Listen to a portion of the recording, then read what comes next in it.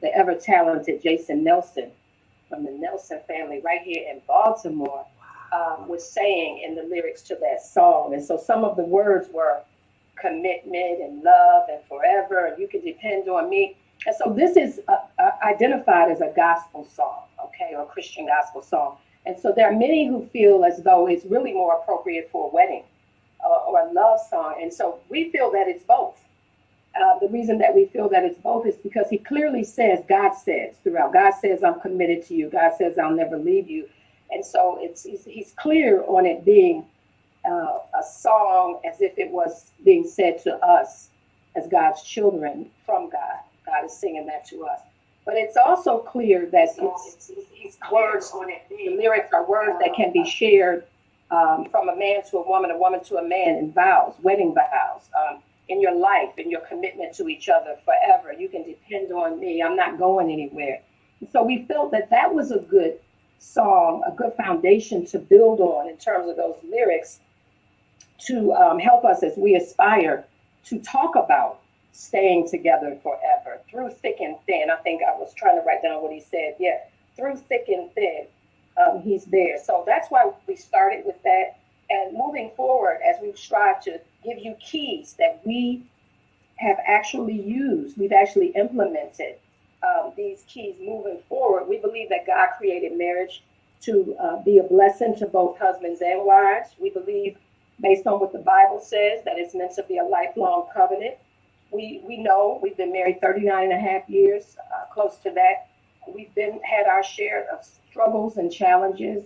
Anybody that's been married that long, anybody that's been married any amount of time, you're going to have struggles and challenges to overcome. And we've had our share. But we also believe that those challenges and struggles can be overcome. We are living witnesses to that. There are things that we'll share with you as we were on our way to this marriage, a love affair for life or lifelong marriage affair. We keep switching the title, whereby we always did, but we didn't have a clear understanding of it. You know, we did a lot, but now we have more understanding. Beginning several years ago when our marriage went through a challenge, just lots of things was going on, from aging parents to children, just things that come up, jobs, just things that come up along the way.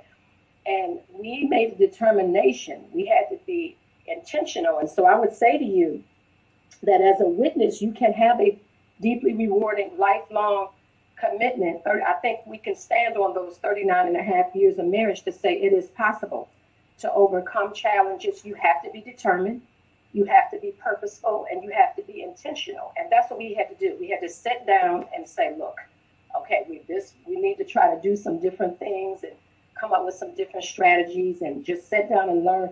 And what we started with was the Bible, which my husband is going to elaborate on that part in a minute. So let's start off by, we say that this is marriage, a love affair for life, or a lifelong love affair. So oftentimes when we hear the word love affair, it has negative intonations, especially as it pertains to marriage. But for tonight's definition, we're focusing on, well, we came up with a definition, many different definitions. A love affair occurs when two people become romantically involved. Some characteristics of this are when two people adore each other and are infatuated with each other. A romantic relationship where there's physical, sexual, emotional bonding, sometimes financial bonding or involvement, or the word that's been floating around lately, entanglement. It's a adoration between lovers. They can't wait to see each other. Okay, so but guess what? Many of those things occur when you're in a committed relationship, when you first get married, when you're first engaged, when you first start dating. The problem is, or the challenge is, that as life's challenges come upon us, we're not as intentional. We're not as purposeful about maintaining that aspect of our relationship. But it doesn't have to be an illicit relationship, as, like I said, love affairs, when you hear that term, we oftentimes relate it to the illicitness of a relationship. But we experience those very same things when we first get together. And so we have learned through 39 and a half years of marriage that you can build Maintain and establish and maintain a lifelong relationship that's filled with passion, purpose, and romance and fun. And all of those things that you feel despite life's challenges. You feel those things when you first get together. You can still have that with purposeful intention. Before we share our keys, our list of keys, we do want to kind of do a disclaimer. This is not an exhaustive list. We didn't include everything that we've done, nor everything that others have done, but we did highlight just a few key factors that we feel that are important towards establishing a forever foundation. The first key is give your marriage to God. Matthew 6:33 says, "But seek first the kingdom of God and his righteousness, and all these things shall be added to you." The key is to put him first. Surrender your marriage or relationship to God. Let go of your own plans for your marriage and pray for God to use your marriage to fulfill his purposes. Shift your focus away from your own desires and towards God's plan and your spouse's needs. For example, ask your spouse, "How can I serve you today? What do you need me to do for you today?" We believe, just like in other areas, in the life of a believer, God wants us to look beyond ourselves. When you do so, your marriage will have great power to inspire people and draw others closer to him. So view your marriage from God's perspective as a gift that can bless not only you and your spouse, but others as well. Putting God first means to pray as individuals and pray together. Seek God for your marriage. Be intentional, including him as part of your marriage. A threefold cord, God, your spouse, and you, is not easily broken. This is a kingdom marriage. Kingdom. And so Reverend Phil and Jackie both know that we love saying that we are kingdom people. That's my kingdom man. That's my kingdom marriage. So we very, very much embrace that concept. So moving forward with another key that has worked for us, and that is embracing your differences. And so married couples often fight about their differences. In fact, a top reason for divorce that's cited is what? Irreconcilable differences. And so we have learned to embrace, we encourage to embrace differences instead of going up against them. Embrace them and explore the potential blessings that can come as a result of them. Richard and I are very different. At our core, we're the same. We have the same important values and beliefs, of course, but we're very different. I'm a clothes horse, a clothes fanatic. Everything has to match. Not him. Anything. He will go out of here, on, and I'm just like, what are you doing? Did you wear that shirt last week?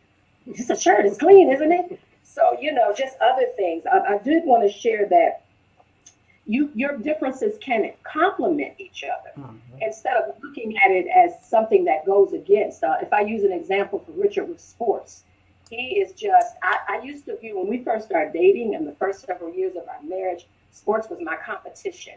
It just took up all of his time. Not only did he watch every sports, but he played every sports, and he's good at it. That cheering and hooping and hollering, that's my man playing basketball when we were dating, only lasts for so much. When you get home, he wants to watch the game too, And so, but I learned through, and we'll get more into that strategy as far as coming into your spouse's world. I learned that it was important to Richard that I be a part of his hobbies and things that he do. So sports was one of those things. And as I engaged in something that was different and sat down and watched with him and tried to learn, he loved that. He loved it. And I found that I liked it too as well. And when I teach, I was even using different sports analogy, team concepts and things like that with my class.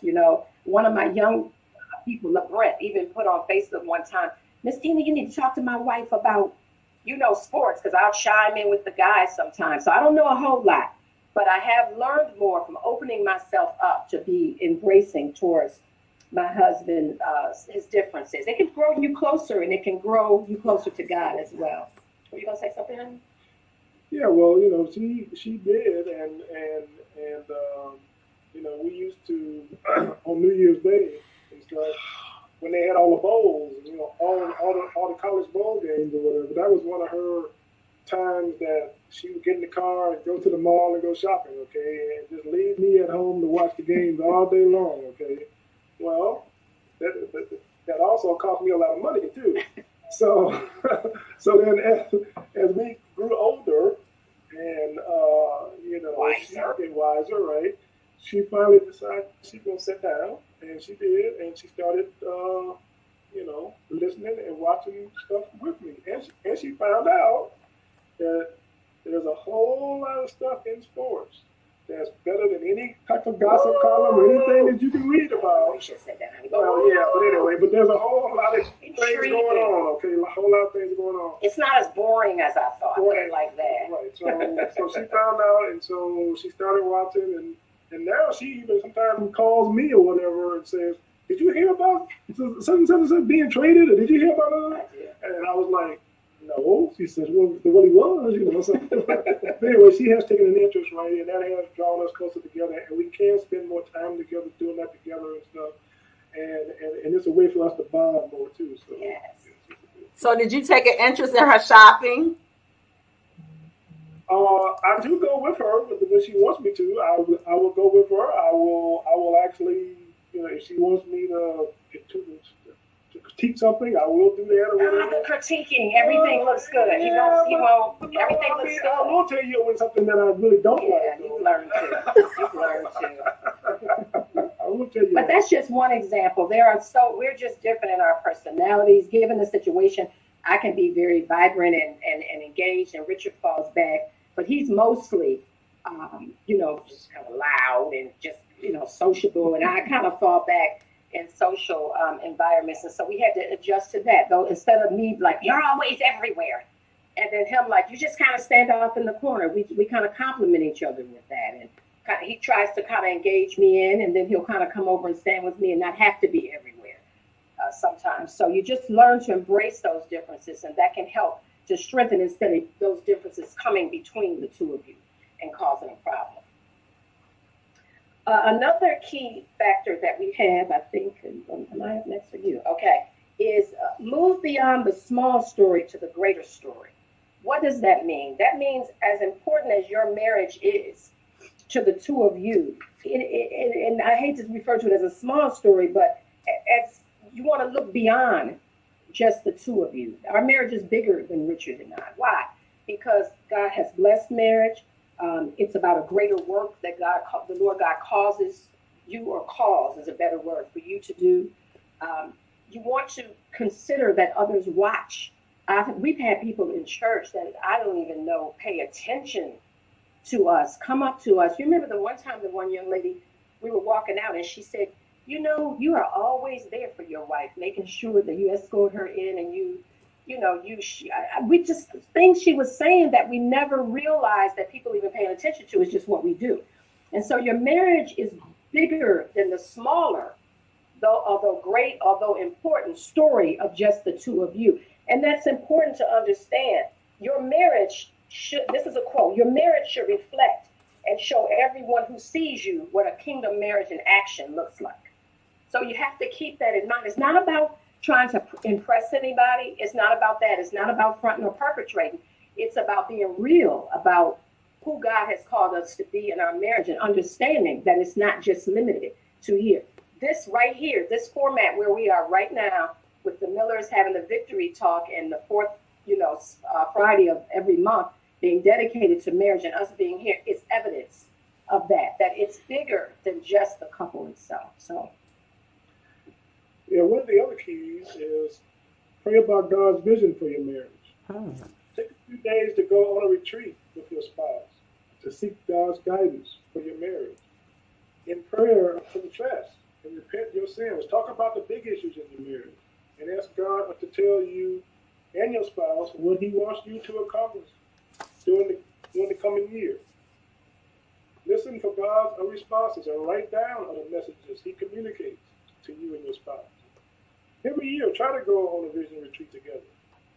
We've been on a vision retreat. We went on one, right? And some of the things that we talk about, or during the vision retreat, is our faith, family, finances, our health, those are things that are going to be happening to you throughout the year. So you want to be able to actually kind of have a vision about what you want to do about those things over the coming year. So we've done that, and it really worked for us. Yes, So, it did. and we write those things down, and you can refer to them throughout the year. We actually looked at Yeah, some of them as we were preparing I looked at this. it, right, and some Oh, of those wow. things that we had wrote down together, because each spouse needs to write down things, and a lot of those things that we did, and they did come to fact. So Yeah. so we need to do that. Can I comment on that a Sure. little bit? And so when we first heard of this going on a vision retreat, we heard about it. We're big fans of Jimmy and Karen Evans for the Marriage Today. In fact, in large part, this discussion that we're having with you is based on one of his series. I forgot, Marriage, a lifelong love affair. And so probably about 6 of the keys that we're sharing with you come from there. We've included in these keys, they're absolutely keys that we have used, but we also have some of our own original keys as well. And so, and he has many more than the 5 or 6 that we shared. But when we first learned about a vision retreat, we were like, huh? So we talked about it, and we'll try it. And we went, like maybe 3 of them, maybe 4 of them, where we literally go, we go away for a weekend, Friday through Sunday evening. We sit down, we ahead of time, I've kind of written up, what I want to talk about. He has. We share, we live after years and years of marriage, learning things that we never even knew. Why? Because during the course of your day-to-day life, really honestly, keep it real, how often do you have time to sit down and talk about that or make the time to do it? Let's say that. You're too busy talking about things that are coming up, real things, important things, but to really sit, and when you do, it's not the same as having a whole entire weekend just with the 2 of you, just to do that. I'm telling you, it's one of the best things we ever did. Sitting and sharing, setting goals for our marriage and for each other, our concerns, what we want to keep happening, what has to stop happening. We had goals for our marriage, goals for our children, and our family. You don't have a lot of control necessarily, especially as your children get older, but just things that we can do. Our what would be the word for it? Whatever our role is in terms of helping to achieve the goals as it pertains to children in our lives and in our families. So I just wanted to share. We recommend all of this stuff, but that was really amazing experience, way different than just going away for a weekend, which is great, without an agenda, just to be together, but to purposefully sit down with a vision retreat for your marriage. It was a phenomenal experience. It really was. Yeah, and it was a full packed weekend. Not only did we talk about our marriage and stuff and different things and what we want to do in the coming year, but we also had fun things that we did too. We went and we did shopping, movies, and we mini golf. We had a lot of other things, and we went out to eat, and there was a lot of prayer involved, and so it was a full weekend, but it was just us together, and that made it really, really good. So let me ask you guys, during that time when you're on that type of vision retreat, do you find that you you are able to express and share some things with one another that may have been some contention within the marriage? Did it help you to get it out and to deal with it better? Yes. Yeah, no, that's what it's all about. It's for to come and say if you have some concerns or you have things that you're worried about or things that you didn't or don't get a chance to actually talk about in your everyday situations, then you can do it then. And the whole thing about the vision retreat is that you need to be open and honest with it. You need to not hold anything back. If there's something that you've been holding back and you hadn't said anything about it, well, now is a good time to do it. Because we're on this vision retreat to try to get ourselves focused for the coming year. And so by doing that and by knowing what things that we need to address and what things, that are okay and what things, it kind of helps us, get things right. So, and because that's why we're going. That's why going in, as opposed to just we're sitting around watching TV. You know what? I need to talk to you about something. While we have a minute, I need to talk, which is fine because that's day-to-day life. You have to get it where you can, but you're going with the intention of setting it, and fun things too, like what you said, fun goals. You know what? I'd like for us to do this more. Like that's how we started the jazz festival every year. And that's one of my interests. Richard's not really a big music person, but he's come to love jazz. Again, differences and embracing differences. So we included that. That was something that I wanted to do more. Let's find. And he actually found the Silver Spring Jazz Festival, for us. And now we go to more jazz concerts as well. So he actually planned a surprise one for me that COVID ruined. And I found out about it. I let it go. That's another key. Let some stuff go. Yep, that's right. Let it go. Let me write that one down. So, vision. Okay, all right. So this is a big one. Communicate with love. This is a very important key to building that foundation for a lifelong love affair. It is essential to have ongoing communication in healthy, positive ways. One of the things as an educator that we're taught and probably other professional arenas as well, that when you need to have a talk with someone, in my case, a parent, you start out with something positive, okay? And also, you want to make sure that it's ongoing. The only time that you talk to a parent should not be when that child has done something of concern or, wrong or whatever. You want to make sure that that's not the only time. So this is why I started out with, it's essential to have ongoing communication in healthy, positive ways. The better you learn how to communicate, the stronger your marriage will become. You want to strive to create a safe environment where your spouse, where you each the other feel comfortable. And Lady J, you were just talking about that, where you feel comfortable to share, to be honest, even the hard stuff. But you have to make sure that it's a place where you're not punished. I think we talked about that, last month, don't make your spouse pay a price for being honest. They should not have to pay a price for being honest. Talk with each other often and intentionally. Speak to each other with kind words and caring tone of voice. And this is a big one with me. Too often, married folk talk to each other way worse than they will somebody in the street. They'll use kinder words, a gentler tone with others, and not as often with their spouse. So it's important. How you say what you say means something. Your tone means something. Also, don't neglect nonverbal communication as well, like touching each other regularly in non-sexual, affectionate ways. That's really important to women, to both parts of the marriage, the wife and the husband. Tina. But it's important to communicate in affectionate ways, such as hugs, holding hands, smile, a wink, blowing a kiss. I love that kind of stuff. That communicates love as well. Lady J? Yeah, I wanted to say, I feel like we need to maybe go back and talk about that, how we communicate with one another, because I find that because we do a lot of counseling, as well.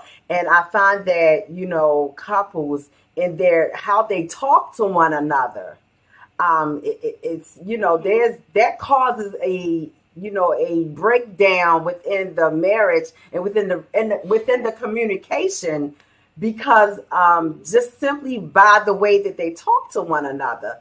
When you talk with such harshness and, you can't hear the love in the conversation between two people, that just really does something. And, women, we have a way of cutting our spouses. Stop shaking your head. I know, right? We have a way. So much love. Oh, yeah. Yes. You felt the love? Yeah, I felt the love. I felt the love. You felt the love.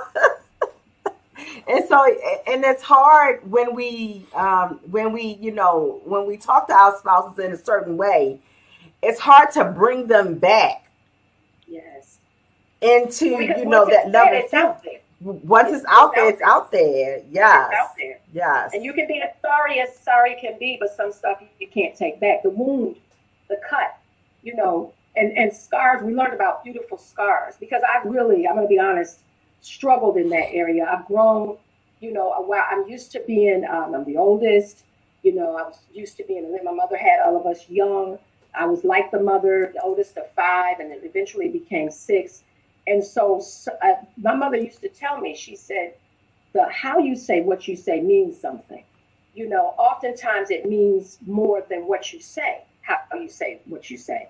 And so what helped me to start to change was when our children were maybe our daughter was maybe 8, 9, and our son was maybe 12, 13. And she was talking to him in such a tone. And I pulled her up about that. I'm like, why are you talking to him like that? When the children went away, my husband looked at me and said, she sounds just like you. And she did. Yeah. And she did. And so it's just that kind of harshness, like you said, just kind of, you have to be intentional and strive towards. I know it's not always easy. Again, we've been married long enough to know that marriages just don't float through the sky like butterflies. You have to be intentional, but strive to talk to each other with kindness and caring tones and loving tones. And then again, like that nonverbal communication is important, as well as one of the things that Richard does that I just love, he checks on me. He does the check. When I get up in the morning, he'll say, how you feeling? How you doing? He'll call a text message. How you feeling? How you doing? How are you today? Everything okay? That communicates caring. Just those few words. I love that. Sometimes as soon as I wake up, I'm like, I'm just waking up. I don't really know. But just the fact that he takes the time to do that means a lot. We also added, ask God to help you communicate positively and effectively. The goal of communication is anybody can open their mouth and talk. You want to be effective with what it is that you're trying to say. So you sometimes, many times, oftentimes, maybe all the time, need to pray about what you say, especially when it pertains to resolving conflict that might be within the marriage or within the family unit. You want to pray about how you approach what you say. You want to be unified. You may not necessarily be unified in your opinions, but you ultimately want to come together in unity. And you should have a spirit of unity, that this is our family, this is our marriage, and we are going to work together to talk this out. And so like Lady J said, it begins with that communication. Because how you come at me, I'm not going to even hear. Most people are not going to even hear what it is that you have to say. What you have to say might be very valuable and could be the solution to the conflict, but how you approach someone and how you come off is very important. And finally was communication. Reverend Jackie, go ahead. Yeah, I wanted to share, one of our viewers, Belinda Knight, said, tone and your words, they matter. They do. So that was a comment that we was there. Everything. But yes, and also too, one of the keys is that you're supposed to talk to somebody, not at somebody. Yes. If you're talking to somebody and that person is actually listening, okay, and not trying to develop their next response while you're talking, okay, then they can actually hear what you're saying, and then they can respond to what you said. As opposed to formulating a response. Yeah, right. You could be thinking about what you're going to say while the other person is talking. You don't even hear them, Right. And then now you come back, and so that's one of the key parts of communicating, is that you got to talk to people, not at people. Yeah, I was sitting there thinking about I was sitting there thinking about the thing about communication and how we're saying, we're all going to have disagreements. We're all, that's going to happen, and how we work through those disagreements. But I want to give you this kind of equation that when you win, you lose.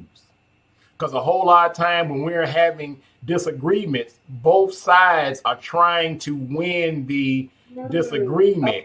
And then trying to win the disagreement, I'm trying to pull out every stop I can because I'm right and I'm going to win this. And a whole lot of times we drive the wedge between us bigger. Yes, so true. So true. Right, and I guess one of the things that Tina's former pastor. She's my everlasting. Tina's pastor. She's my first pastor. Right. She's my ever pastor. That was her first pastor who she found the Lord under. Okay. Yes.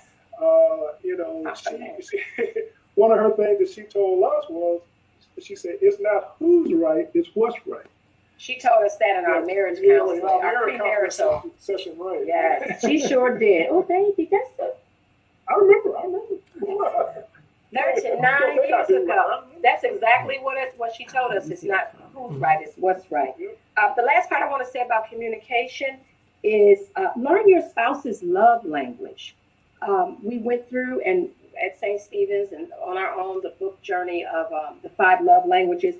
It is so important for you to know your spouse's love language so that you're communicating love as to how they understand it and how they receive it. And so I'll close off that with another example of, we learned that I love, I think all of the love languages are important, but for me, receiving gifts, I really enjoy that a lot.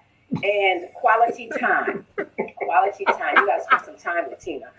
It is very important. And I was married to a workaholic who now has a part-time job that has now turned full-time after he retired. So, and am I whining about it? Am I whining about it? Yes, because Tina love is communicated to me best through quality time. Richard, I learned, is more affirmation and physical touch, okay? But so what was happening was, because I love when he would buy me gifts and come in with flowers and which he still does that stuff, but I just love that. I received that. I would try to do the same thing with him for years, only to get, it's nice. And just kind of like a dull response, appreciative. It very much came across that it was appreciative, but And so going through that, and I thank you all for that, because I'd never heard of, far away in the distance. But when the marriage ministry had that session on going through the book, The 5 Love Languages, or Learning the Love Languages. I'm not sure exactly of the title off the top of my head, but I learned so much. And we took that book, and that was the recommendation from the marriage ministry, to go through the book together as a couple. And we really did do that. And we learned so much. Richard pretty much knew mine, to be honest with you. He learned more so a lot about himself. Would you say that? About his own love language. But I learned a lot about my husband's. And shoot, we've been married over 25 years, a long time, 30 years maybe when we found that out. So it's really important in terms of communication to learn your spouse's love language, we think anyway. Anything? Okay. Well, I guess one of the next keys is to surround yourselves with the right people. When you know what kind of people to allow into your life. Say that one again. Say that one again. Surround yourselves with the right people. There you go. Yep, that's very important, because when choosing the kind of people you want to be in your lives, or consider whether or not they're living their lives that you really want to emulate. Okay, whether or not their marriages reflect love and respect, and whether or not they could influence your marriage for the good. Surround yourself with people you admire, who are committed to their own marriages and are supportive in your commitment. It makes a difference. Yeah. Well, we've been blessed, to have in our lives, a whole lot of people. Yes. That, for example, we've had various people in our lives, right, who been married a long time. Some, some longer than us, right? Some shorter than us, right? But they've always been people who had a spiritual foundation. People who we kind of share the same values and stuff, and so forth and so on.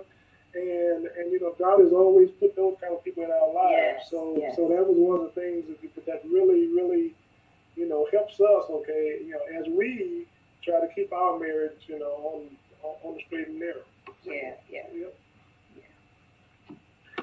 Okay, next, follow God's model for love and respect for marriage.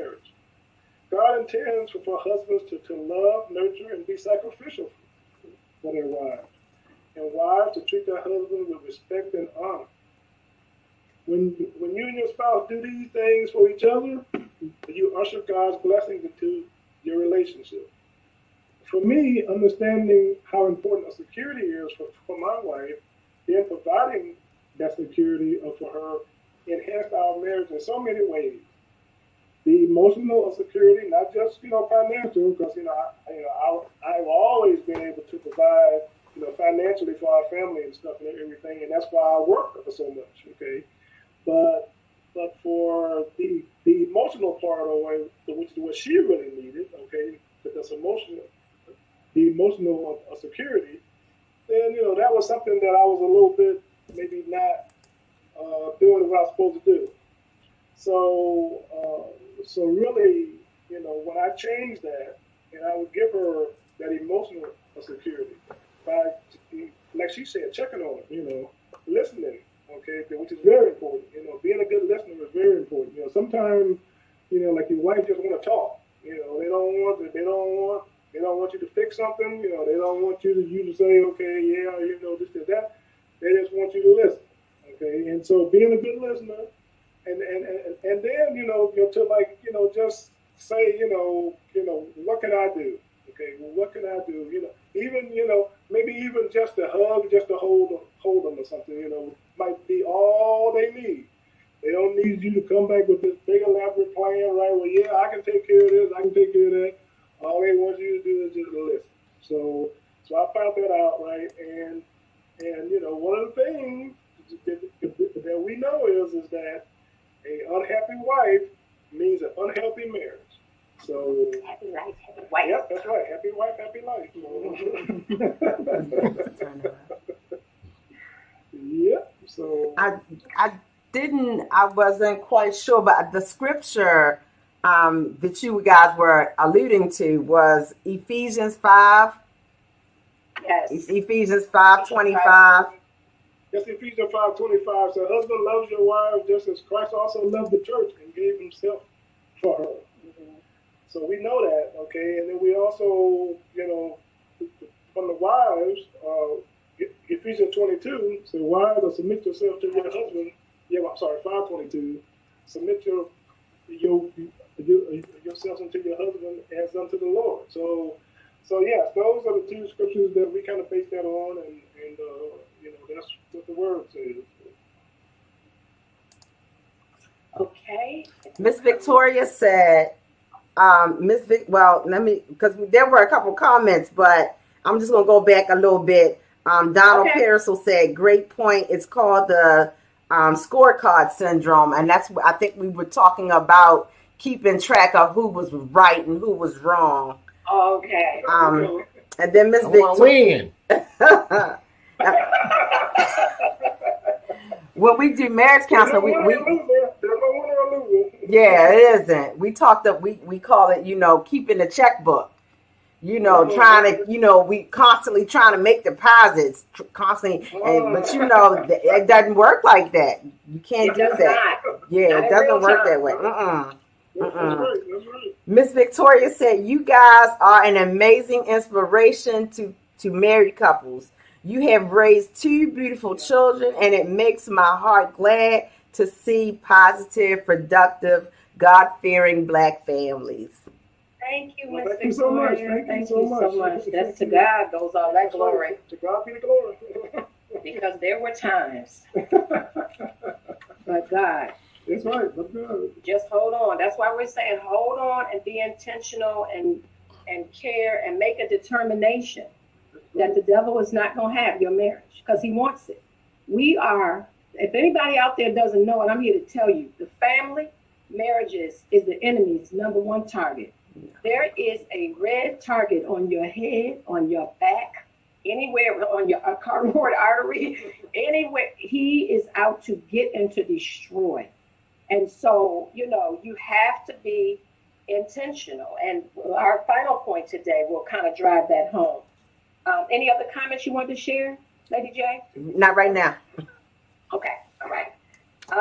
So I'm up next with our next key that we found was key to us establishing and maintaining a lifelong love affair in our marriage. Become your spouse's dream wife or husband. Ask God to help you meet your husband's needs. On the average, most men's important needs in marriages are things like feeling honored and respected. Ladies, that is key. If you don't know that, it is so key. And again, it's something that I had to learn. I wish I would have knew earlier. Going back to that whole tone of voice thing. I learned years later, Richard knew that I respected him, but when he was really honest on one of those retreats, he knew that I admired him and respected him, but honestly, he felt because to me, I felt like I was not outright disrespecting him. And he said, no, it was not outright, but sometimes I use a disrespectful, condescending tone that I was not aware of. And I'm so thankful that I learned about it when I did, but I wish someone had told me. So for most men, feeling honored and respected is an important need for them. Enjoying sexual intimacy is a need for them. Enjoying friendship by doing fun activities together. So now going back to that whole football thing, using that as the example, we used it earlier as embracing differences. But now I want to share with you in terms of doing fun activities. And so we have a lot of fun together.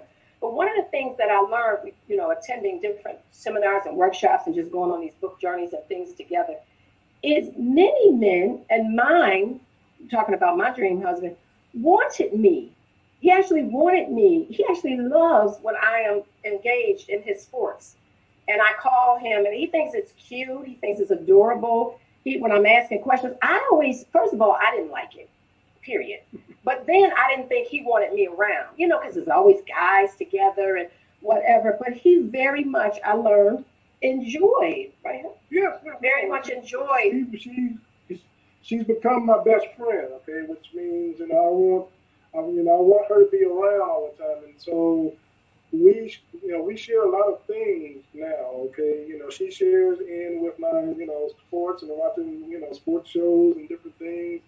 And of course, I'm with her too. We watch Lifetime movies. Oh, Lifetime is more you, baby. Well, yeah, we're trying to promote okay, well, the old black and white movies. Yeah, right. Yeah. Turn music, turn classic movies or whatever. Yes. Whatever that stuff is. Film noir. Right. Yeah. But anyway, we have now we share things that we both like, and we become more involved in each other's world.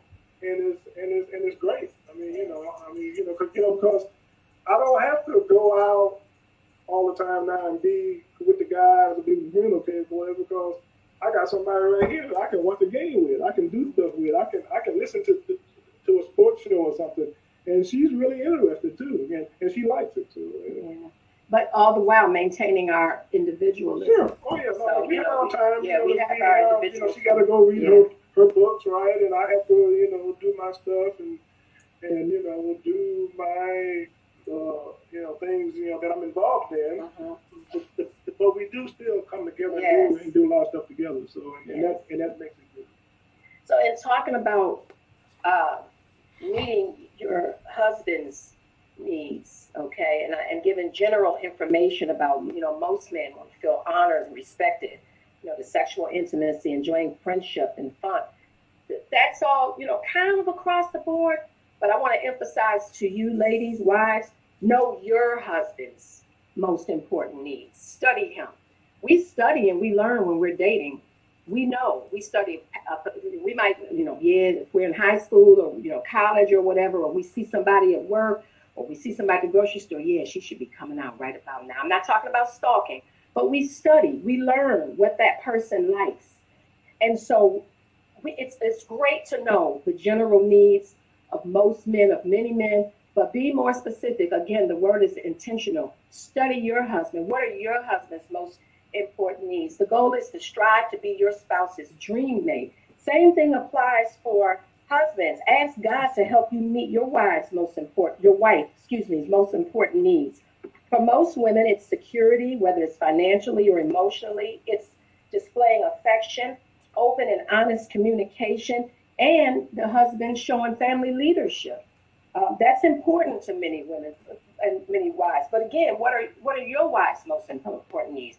I may need more affection and physical touch than somebody else's wife might need. Maybe they're not touchy-feely. So study your wife and know what it is that your wife needs or your spouse needs. We go through seasons. Some stuff about us as humans remain. There are things about me when we got married when I was 19 that still are present today.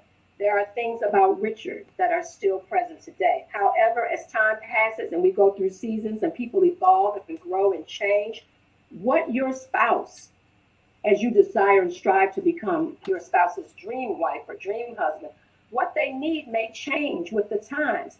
And when I got into my 30s, I started going through some serious health issues. My needs changed.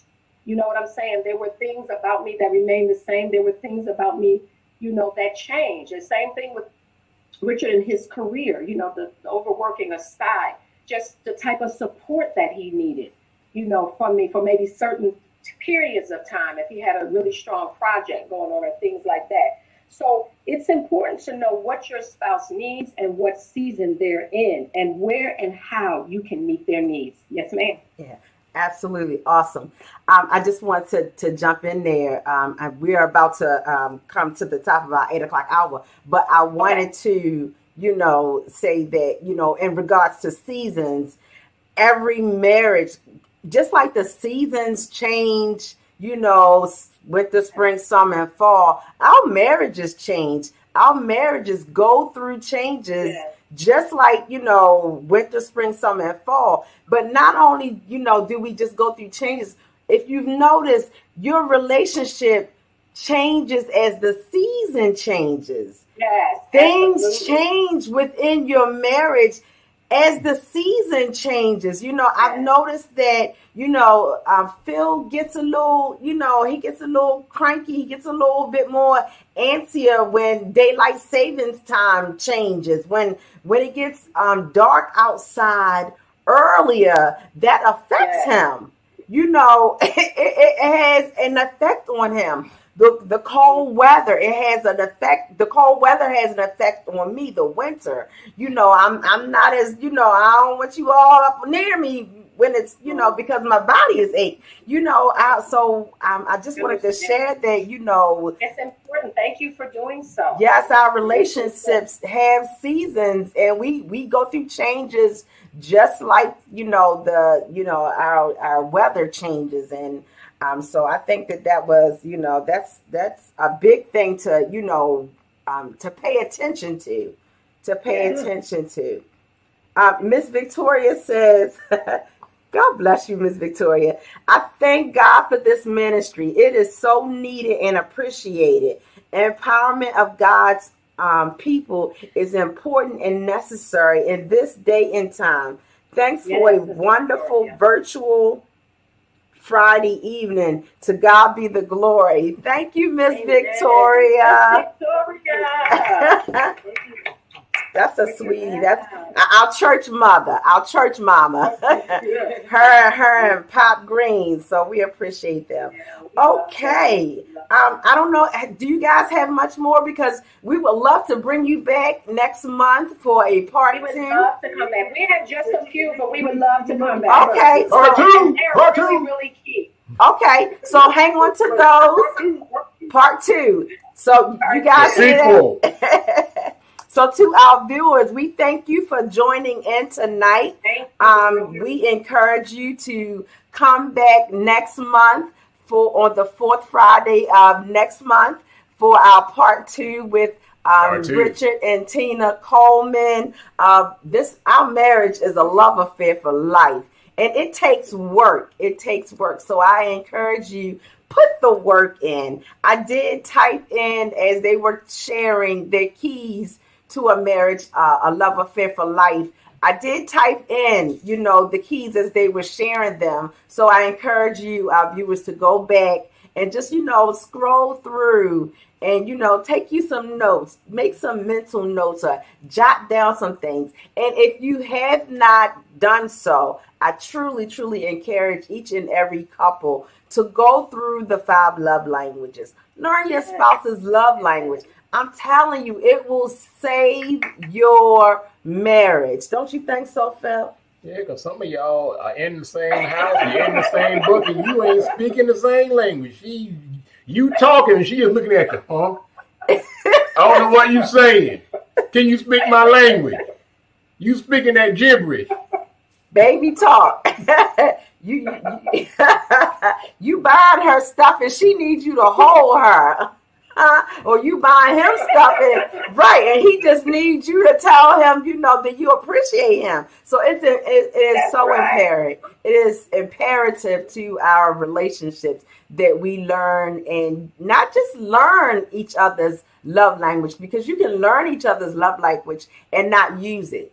If you're not speaking your spouse's love language, it's key. Yes. Application is absolutely key. Yes. All right. So we are going to say good night. I am your host, Lady J. I look forward to meeting you back here next month on the 4th Friday, so that we can have our Yes Marriage Works edition of Victory Talk. I thank our guests, Tina and Richard Coleman. I thank my lovey, Pastor